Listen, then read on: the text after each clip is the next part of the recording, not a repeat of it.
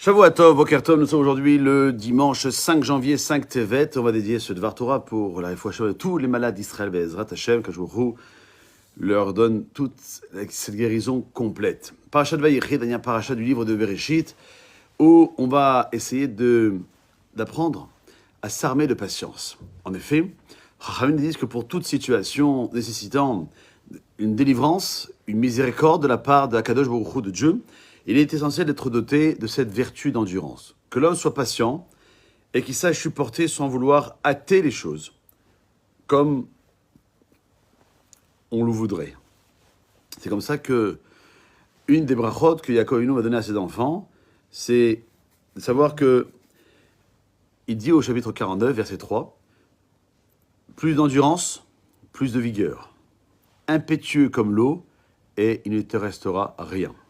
Plus d'endurance, ça veut dire que d'autant qu'un homme s'efforce d'affronter les difficultés et de les supporter, et plus donc il aura de vigueur, il en sera revigoré, raffermi davantage, et il hâte ainsi sa délivrance.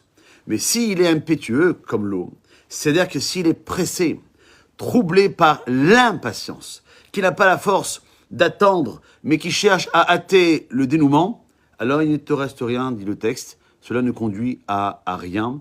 Et c'est cette phrase qui va nous donner, donc, en tout cas j'espère, cette notion de travailler sur sa patience. En effet,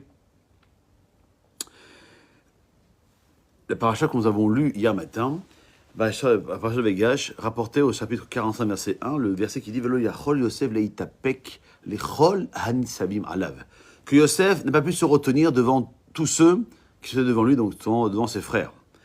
Et comme ça qu'on devrait découper le verset. Lo yachol, lorsqu'un homme ne peut plus, à savoir lorsque l'heure est difficile et qu'il ne parvient plus à trouver une solution à son épreuve, Yosef leitapek, il augmentera ses efforts en se retenant jusqu'à ce que le moment des difficultés passe, mais sans toutefois vouloir hâter la fin. Et cela constituera alors pour lui une solution, les chol hanisavim alav, à tous ceux qui se tiennent devant lui, à savoir toutes les inquiétudes qui se tiennent sur son chemin. Et à vrai dire, être pressé de hâter le dénouement des difficultés n'entraîne pas seulement une nervosité accrue, mais aussi des tourments, des souffrances morales, une anxiété prolongée. Et ça constitue aussi une raison d'éloigner la délivrance, car nos sages nous enseignent dans les dernières pages du traité Brachot, page 64, Amoud Aleph, que celui qui force l'heure, c'est l'heure qui le repousse. Celui qui, à l'inverse, courbe son épaule pour supporter, c'est-à-dire qu'il affronte vaillamment les difficultés, il est armé d'une foi pure dans Akadosh Baruch Hu qui le conduit depuis toujours jusqu'à aujourd'hui. Et son existence, donc, elle sera remplie de bonheur. Eh bien, c'est comme ça que lorsqu'on est porté par ce repos de l'esprit, par cette sérénité, eh bien, on s'épargne des soucis, des tourments. Et par-dessus tout, on rapproche de nous la délivrance. En résumé, il faut savoir, et il faut avoir parfaitement conscience d'à quel point l'emportement, l'impétuosité sont nuisibles. Et à l'inverse du fait que rien n'est meilleur pour l'âme que la patience, eh bien, c'est cet enseignement que cette paracha, en tout cas dans ce verset-là, veut nous donner. Je rajoute que la paracha rapportera un autre verset à la fin, au chapitre 50, verset 17. Il dit, c'est marqué là-bas, Anna, je t'en supplie, Sana pesha achecha lechatatam. Pardonne la faute de tes frères et de leur péché kira'a gemalucha, pour le mal qu'ils t'ont fait. Ve'ata, et maintenant, Sana lefesha avde Elohe avicha. Pardonne aux serviteurs du Dieu de ton Père. Et on fait remarquer que les mots sa, na, pardonne, je t'en prie, sont les initiales de Shin Shor, le taureau, Aleph Arié, le lion, Nun Necher, l'aigle, et Aleph Adam, qui sont les quatre figures qui sont gravées sur les pieds du char céleste. Or, Yosef est symbolisé par le taureau comme la bracha qu'il recevra de la part de Moshe Rabbeinu, Bechor Shoro Adarlo, le premier-né de son taureau, il l'a embelli.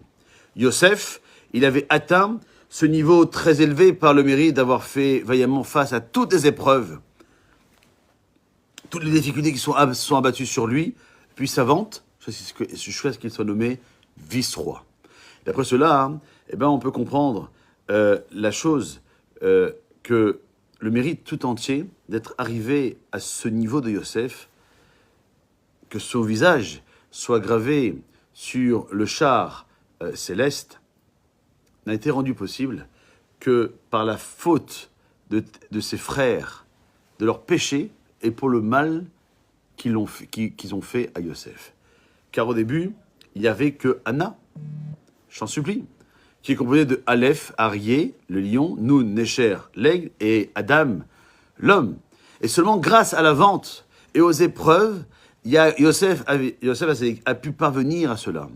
Et c'est pour ça que le texte a le nom Sana. Et sur le shin, qui évoque Yosef. C'est pourquoi le texte dit Sana lefesha avde Elohe avicha. Pardonne aux serviteurs du Dieu de ton père. Et que les lettres Elohe avicha sont les initiales des mots de la phrase Ilav ayoma kama Yosef echa mishuka. Ça veut dire, si c'était grâce à ce jour, il y aurait eu beaucoup de Yosef dans la rue. À savoir que sans cette vente, tu n'aurais pas été différent des autres Yosef qui tournent par-ci et par-là dans la rue. C'est uniquement grâce à cette vente que tu t'es élevé au-dessus de tout autre Yosef du monde, au point que ton visage soit gravé sur le char céleste. Comprendre que tout ce qui nous arrive dans ce monde, même si des fois ça peut nous énerver, et que Yosef ne s'est pas énervé, c'est de l'accepter parce que c'est la volonté d'Akadosh Baruch Hu. Akadosh Baruch Hu, il a son plan, et que nous, on est, comme je dis Shabbat, on est les pions. Et rien de vouloir essayer de comprendre que le pion que l'on est, il a un rôle à jouer, comme dans un jeu d'échecs. Et donc, c'est comprendre que Chachamim nous donne cette parabole. Ça ressemble à un cerf qui est entré dans une épaisse forêt et qui n'est pas parvenu à s'y frayer un chemin. Car à chaque pas, ses cornes se prenaient dans les arbres feuillus. Il attendait de toutes ses forces de se dégager des branches. Mais dès qu'il s'y libérait d'un arbre, il se coinçait immédiatement dans le suivant. Parce qu'il rencontre quelqu'un qui lui dit « Espèce d'idiot que tu es, tu pourrais y passer toute ta vie et les arbres ne se finiront jamais. Alors un conseil, enlève tes cornes et tu pourras traverser cette forêt sans peine et sans encombre. » Chers amis, la morale, elle est claire. Elle est évidente. Si l'homme cesse de camper systématiquement sur ses positions et de vouloir à tout prix réaliser sa volonté personnelle, comme s'il avait reçu sur le mont Sinaï, alors il pourra traverser son existence en paix, sans se heurter aux autres, en chaque circonstance. Et je terminerai avec le fait que l'homme Israël, le peuple juif, il doit toujours se ressaisir et savoir que, lorsqu'on désire se purifier, on est aidé par Akadosh Baruch Hu. Chachamim rapporte que lorsque la Torah dit dans cette paracha que Vayeshev Israël Alamita, que Israël s'est ressaisi, il s'est assis sur le lit, le Baal HaTurim, un des grands commentateurs, écrit qu'il se trouve deux occurrences des mots sur le lit, dans tout le Tanakh, dans toute la Torah écrite. Ici, dans cette paracha Vayechi, la deuxième, dans un texte qu'on lira dans 2 mois et demi, lors de la fête de Purim, la Megillat Esther, où c'est marqué que Haman était tombé sur le lit. Et le Rav commente, le commentateur donne cette explication pour donner un lien qui est entre ces deux mots, Alamita, écrits dans ces deux passages, et pas ailleurs de toute la Torah. Il dit la chose suivante, car les tzadikim, même lorsqu'ils sont faibles, ils se ressaisissent, et ça c'est l'exemple que donne la paracha de Vayechi. Alors que les Réchaïm, les mécréants, eux, même dans leur gloire, ils tombent et ils donnent référence à Haman. Dès lors, on nous invite à emprunter la voie des tzadikim, en veillant à ne pas nous laisser aller même au moment d'une faiblesse, mais au contraire, à nous ressaisir, sans nous décourager. On trouve des paroles encourageantes pour tous ceux qui sont tombés dans un commentateur qui s'appelle le Sfat Emet, et qui dit, s'appuyant sur un autre verset de la Torah de cette paracha de Vayechi, chapitre 42, verset 9, c'est un jeune lion Yehuda. Il s'est agenouillé, il s'est couché comme un lion et comme un fauve. Et le Sfat Emet écrit, une fois que la force de Yehuda réside en cela, que même au moment où il est misérable, lorsqu'il est couché, Il demeure comme un lion et comme un fauve, car le lion lui-même, bien qu'il soit parfois allongé, est malgré tout toujours appelé lion, et c'est parce qu'il est toujours prêt à affronter vaillamment l'épreuve, comme ça a été le cas dans l'épisode de Tamar, où il a eu le courage, sans aucune honte, de reconnaître son acte. Il a voulu montrer à chaque juif que même lorsque nous chutons nous-mêmes, aujourd'hui, en janvier 2025, en Tevet 5185, on devra s'armer du courage de lion, de se revenir, de se relever, de revenir à son état d'auparavant. Et on explique dans la Chassidoute que la chute, elle fait partie intégrante de l'ascension spirituelle qui la suivra. Car le texte du Talmud, dans Masad Kittin, page 43 en Moudalef, dit qu'un homme ne peut assimiler un enseignement de la Torah que s'il a trébuché dessus. Il n'en ressort que bien au contraire. La progression d'un homme ne peut survenir que grâce à l'échec et à la chute. Et là, on nous dit, c'est pour ça que la Torah, Yaakov va réunir ses enfants et va dire, rassemblez-vous et vous allez écouter ce que j'ai à vous dire. Et la Gemara dira dans un autre endroit, faites l'honneur à vos femmes afin de vous enrichir. Cette expression, en hébreu, en araméen, elle dit Okirul neshaychu ki eichi de aiteru. Et c'est à quoi? Ça donne l'illusion que le terme neshaychu, vos femmes, s'apparente au terme neshayer, qui veut dire oublier, qui n'a shani elokim comme c'était pour Ménaché.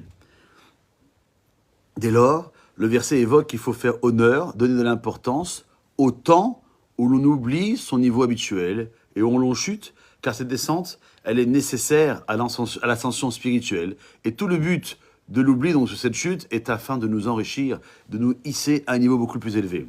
Et cette explication, elle nous permet de comprendre pourquoi Ephraim et Ménaché, lorsqu'ils vont être bénis par leur grand-père Yaakov, normalement, on met toujours l'aîné à droite et le deuxième à gauche. Et là, Sikel et Yadav, il a croisé les mains.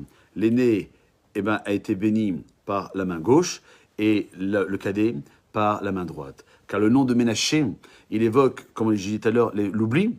Et Ephraim, lui, langage de Ifrani, de fructification, donc d'évoquer ce phénomène d'ascension et de grandeur. Et bien le verset vient nous donc suggérer que toute l'ascension, toute la grandeur d'un homme proviennent précisément de cet oubli et de cette chute. C'est ce que veut dire Yaakov à ses enfants. Rassemblez-vous et écoutez-moi. Comme on le sait, le nom de Yaakov représente l'aspect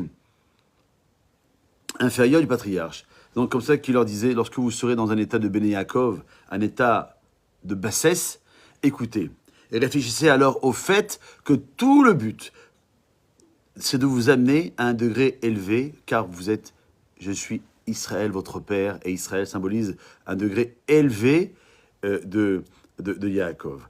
Il y avait un rave qui a vécu il y a quelques décennies.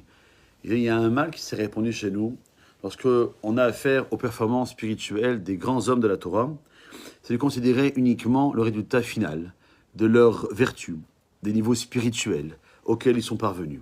Et on fait abstraction complètement du temps durant lequel ils ont dû livrer de dures batailles contre le Yetzer Hara, contre leurs tendances naturelles. On a l'impression que lorsqu'on apprend d'eux, que ces Gdolim, ces grands de la génération, sont sortis tels quels, tout droit des mains de Dieu. Tous s'émerveillent et bondissent comme un prodige la pureté du langage de Chafetz Chaim. Mais qui connaît les batailles, les luttes, les embûches, les échecs, les retours en arrière que le Chafetz Chaim a dû affronter contre son mauvais penchant, pour ne citer qu'un exemple parmi tant.